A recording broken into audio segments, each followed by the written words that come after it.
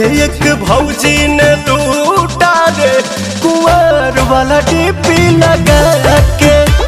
अब मुझे एक भौजी ने लूटा रे कुंवर वाला डीपी लगा के।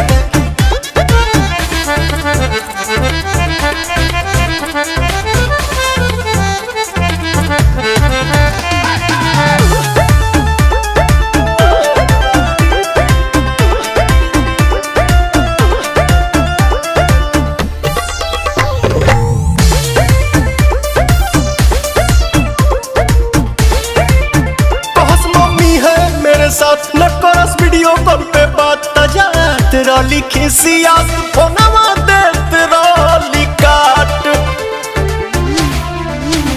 तोहरा मिलल बा तोहरे ही करनी के फल बड़ो हमके तड़ पहले तू कहले रहा छ नहीं बनल आशिक होता बड़ी तकलीफ गइली सब को जब सिखा के।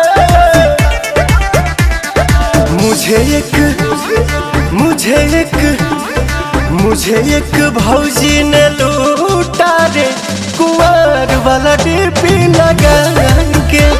हम मुझे एक भौजी ने लूटा रे कुंवर वाला डीपी लगा के।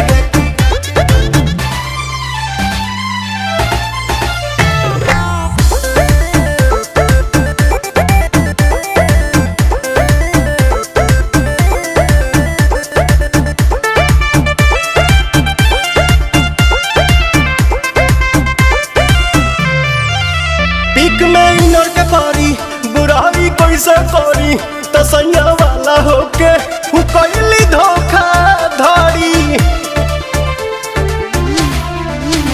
छोड़ा जाए दाना कैला तू गलती जवन अफसोस मत कर प्रिय दरसी पवन। देहो कैसे भुलाई दिली आदत धराई रातों रात भर हमसे बतिया के।